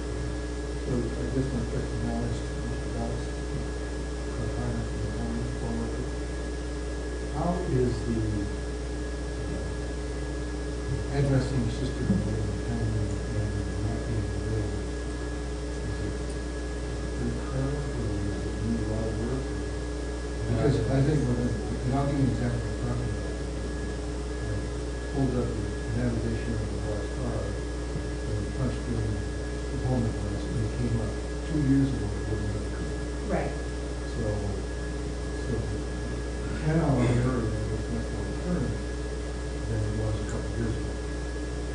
And then, not very far with that, I can tell you that it's a lot better than it used to be. And I'm just asking the question because having to deal with the full county area, and the town doesn't do that. That's done by the county staff. So I'm just asking where are we at with that to assist in mapping the ability to respond to something. I think it's both of them some. The problem is that without the cooperation between the town and county, for example, along Passaic, coming up from the south, the county actually handles the addressing almost up to the town courthouse. It's like that territory in the town because the MSAG database, the state will not let one entity drop an address until it has clearance from the NIA. So without cooperation, so you have 21 annexations, there's maybe an address for the county. I was just over to see your GIS specialist. I would say both town and county have improved a lot. We've gotten good people in there in the last 3 or 4 years. Probably 50% better than they were. But still, I think it would be true for the town or the county that to the addresses don't show up there. And you need to remember that it isn't just our planning department being diligent in some of the bills and house that we issue a correct address. But if that person moves from that address, it becomes the responsibility of the phone company to then send that to us with the errors showing up in the report. We think because of staffing problems in both town and county, what happened is we got more error reports for correcting those because we haven't had a list to the supervisor for that compliance. And nobody has really gone back. And for example, when Jake and I were over there, the same comments were true about the town was happening on that with Margaret. And she says, you know, people just went down the street and instead of evens on one side, odds on the other, and then each block to start with a new demarcation. As the town grew, as the county grew, people put a house on a farm, and another house, and another house, and we sold it, and it became a street. So what happened is, we just numbered as the houses were built. And people are very adamant, you're not going to change 14 Martinez lanes to B102. It's more that you're going to change their evidence. Because I have a mortgage to pay, don't take my house, my electrical. It's a tough sell. Ultimately, when we looked at it, decided it would take 5 years. Two options. One is we can merge databases with utility companies, and they'll be using natural gas to keep pricing for a woman to do that. And we should merge all the databases into one. Because if you're doing good, and Red River is not doing it at all, it doesn't help our experts. We have to have one person issuing addresses. So the utilities can be the short-term solution. The long-term solution really is for Kit Carson Lane, the fiber optic cable. The 4G towers going in, the county has mandated that those towers have to allow public safety equipment to come there. Just like we're updating our phones right now to 4G. Eventually, we will be able to triangulate to the individual where you stand. The address will become relevant. We find you where you are. We find firefighter or police car and tell you how far you are. Rick, I'm glad you said that because of the fact that some collaboration is taking place with Kit Carson with regards to the broadband, because the smart meter, if you look at what's there at the mapping and their GIS mapping, it's pretty damn good. I mean, to the point that I think Kit Carson has GPS every single one of their vehicles, so that, I mean, not only from the standpoint of knowing where the vehicles are at, are they in the right place, but it brings back the safety issue to Kit Carson and saying, how fast the vehicle is going, how long it idles, how many stops and starts it made. That type of information is crucial, especially to a municipality that's trying to save on money. At the same point, to the dispatch company of saying Martinez Lane is it's Martinez Lane or Royal Settler, Martinez Lane Tulsa. And that's part of the problem that I think we face here is too many common street names, and at the same point, insufficient mapping doesn't make for a win-win. If you look at some of the anti-parking solutions, already laid the groundwork because the fiber is running to every single smart meter or every meter that is on Kit Carson's grid. I mean, that's already half the battle won for the municipality of the county to say, let's merge that system with us or find a way to integrate that system so that when you get a call and it comes up, you're able to map exactly what house it's at, and maybe at the same point installing GPS within the emergency response vehicle themselves to say, hey, where are you going? You're going south, you need to be going north. Or being able to pinpoint the right vehicle to the right area, or the closest, dispatch the closest officer, not the guy that's at Wendy's when the accident took place on those. That's the type of stuff that I see. And so just to add to that, if you remember 2 years ago, when we had 911 call on cell phone, you guys said I wanted to bridge it to get to that, and actually we go here to the phone cross hospital. And we actually did get the electric killed there, and then they burned the evidence. So if we had the ability to know where the call was actually coming from, and get people out the bridge, and we dispatch everybody out to the bridge, instead of where the call was coming from, and normally be correct. So that's the reason I'm talking about mapping, is because the 911 call to the lieutenant that may come in from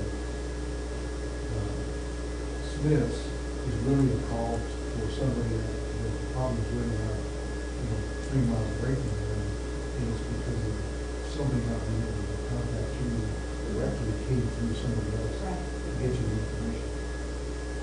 And not only that, real quick, with the negotiations that you've done with the 4G towers, with Verizon, with AT&T Sprint, whoever's coming in, I would also implicate that our software we're gonna go to on email and dispatch needs to be the text to 911 software as well too. Make them integrate that into our systems, and they're gonna hang a tower that's gonna benefit them substantially dollar-wise, but yet brings no residual other than the fact that, you know, you own a tower on ours. So I would ask that because of the way technology is going, technology has moved so far in advance, that it just seems like the smaller towns keep getting the scraps. Well, you know, the whole companies continue to grow larger, yet we're barely getting 4G in Taos. You know, to me, some of that stuff doesn't make sense. And I think maybe some of it is legislatively, the legislative body is not going forth and saying, look, you don't want me to get every single damn mayor on Verizon butt about providing this service because you provide it everywhere else. You know, and yeah, it may be an implication of another $200,000 or $300,000, but you know, our community needs it as much as Phoenix or anybody else does. That was the problem to be done with the antenna was no matter where you pull the signal down from, it's handled remotely. So, and Quest got smart, increased. There's only 3 antennas over the bar service. It's the former mayor, Taos, and Quest had to do with everybody. So if you want to get in over the hill, you have to make it be local Southwest. And now with cable, that's not true. Particularly coming on the 2 sides, we can hardwire that signal out. It'll be more reliable. And the nicest thing is, if somebody, say my mother was walking her house and she needed help, and she was dialing, she dialed 911, and she got half the phone call in, and then she passed out or whatever, you guys could be able to pinpoint. Well, And okay. not now, but I do want to clue you guys in on just a few things. Some of the things that you're thinking of have been mandated, and the cellular companies as a whole are obliging, kicking and screaming because it's costing them a fortune. So they're meeting it on the deadline. So phase 1 was being able to locate within a couple mile radius of the tower, and everybody's now met that phase. That was a while ago. Phase 2 was being able to locate within so many hundred of feet, and so on and so forth. And there's 3 or 4 phases total, but those are going to be met at the last possible minute by the companies because they're not willing to dump the money into it until they absolutely have to. It's probably like everybody else involved. So yes, when your mom calls 911, and we can, according to phase 2 information, get within several hundred feet of her and know where she is in that way. But to pinpoint the location, to have that technology available is going to depend on the companies coming into compliance with the different regulations as those due dates come up. So it's not just our town being willing to shell out money. We also have to wait for them to meet the federal mandates before you get set. Well, and that's, I guess, where I'm kind of implementing with regards to them wanting to tap into broadband off of 4G. That's what we're saying, look, you meet the mandates or we'll hold that hostage until you're ready to do it. I guess my thing being is that, you know, a perfect example of that was the instance of Mr. Bergier's who committed suicide, but when we were looking for him, his phone was pinging off State Alley, a tower at the State Alley. We found him 2 weeks later at up past John Hall, which is in Royal Hall. But that's where his cell was pinging off that tower. Even though the cell phone was dead, it still was relaying the signal because it still GPS. So that's where I'm saying, and I think the mayor saying too, instances of emergency. And if it's giving the closest cell tower, it's not helping us if something is going on. Right, depending on where, and some of that's based on geography, and some of it's based on technology. Also, some of it, some of these could be addressed with your call and some of the different procedures that we probably should address location issues. Some of the things that I'm looking at as well can kind of, Go ahead, and at least please. finish this for your benefit. Maybe if you can put the next slide.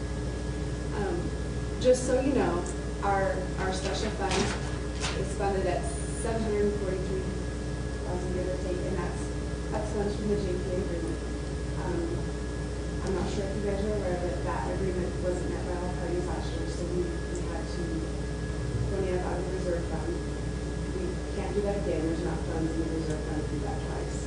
So that was a one-time deal, but we did manage to meet the obligations. Also, the capital improvements budget is there. Our personnel obviously takes a huge portion of our budget, and just so you're aware, Morris and I are meeting at the end of the week to discuss the job descriptions and the pay scale and some of the things we've kind of already been addressing. Currently, we're the lowest paid dispatch center in the area.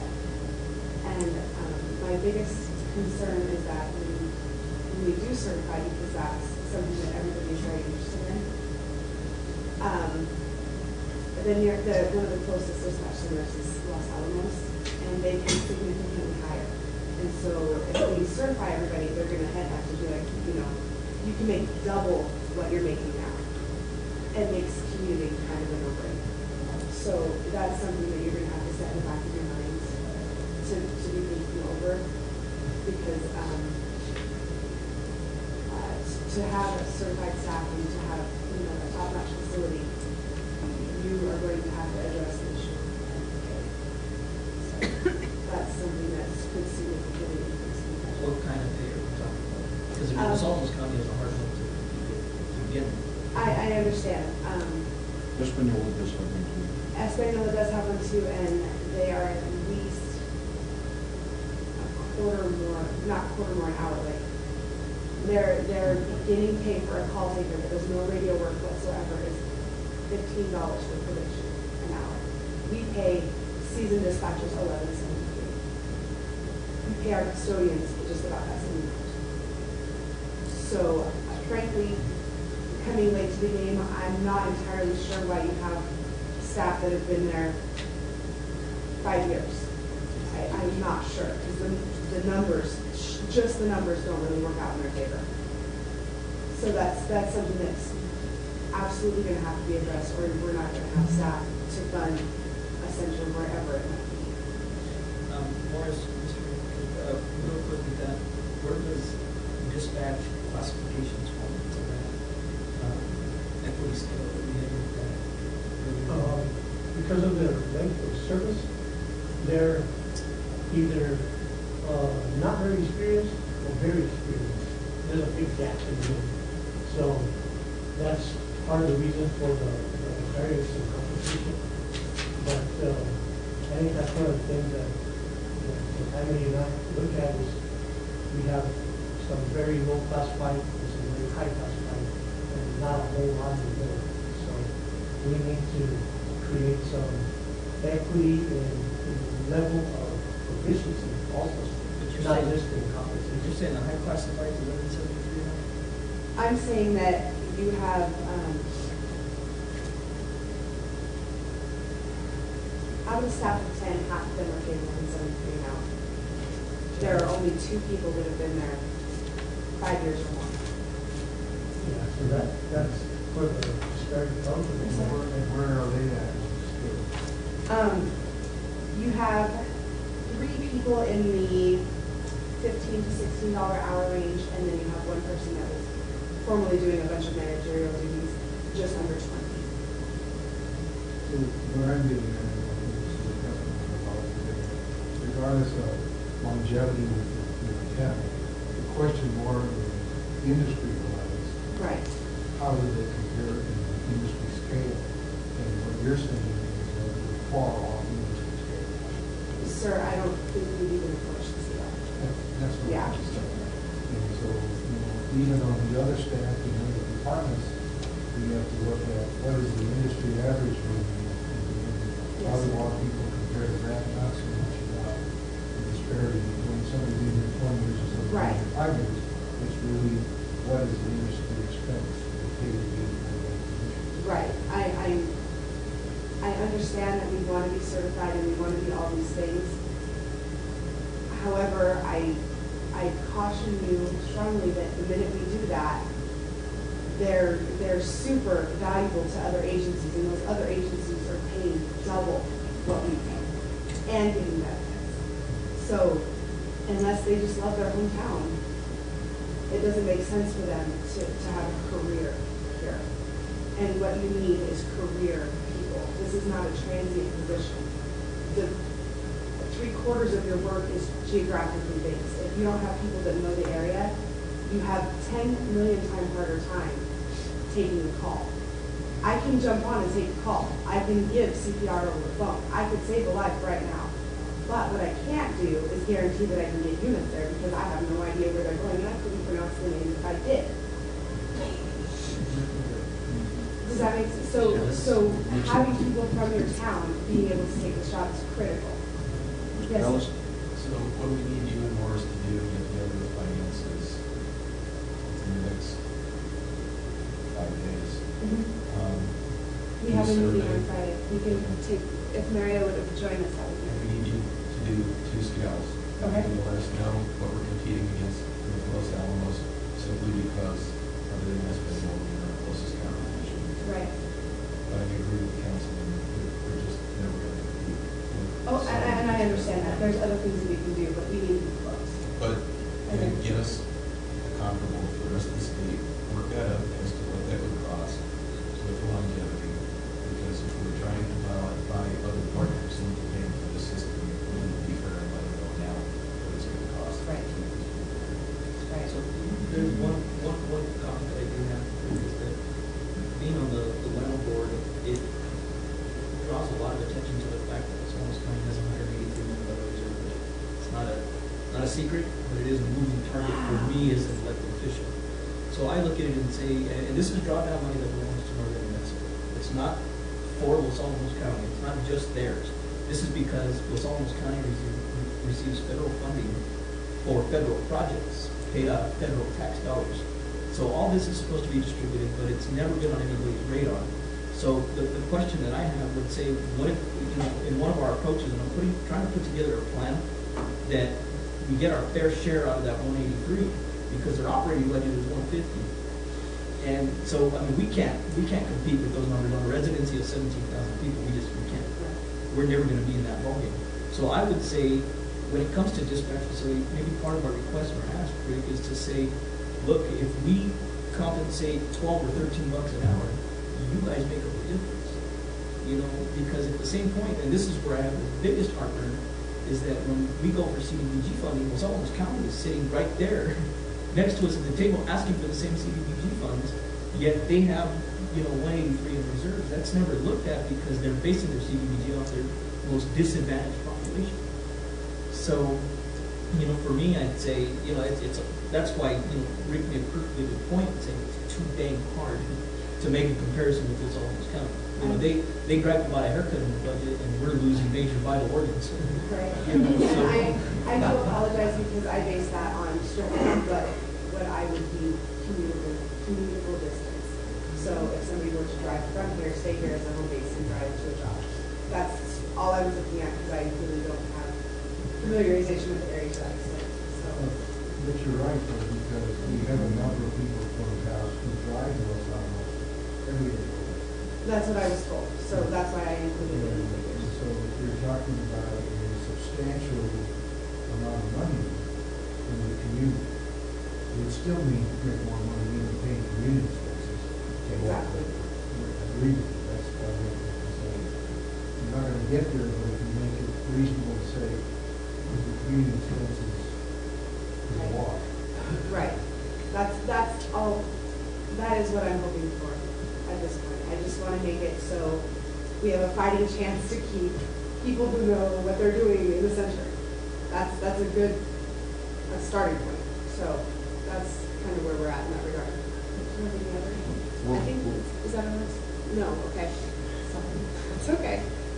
So our work plan, and this is based on actually getting council approval to remain consolidated in the community center. So just, I am fully aware that that hasn't actually been approved yet, but we're working under that assumption. And so one of the other things that needs to happen is we need to revamp the JPA. As the manager pointed out, everybody's got to be aware of what the costs are going to be. And to have what you told me that you want, your costs are going to be considerably different than they are now. And I'm just trying to be upfront with everybody, so you know.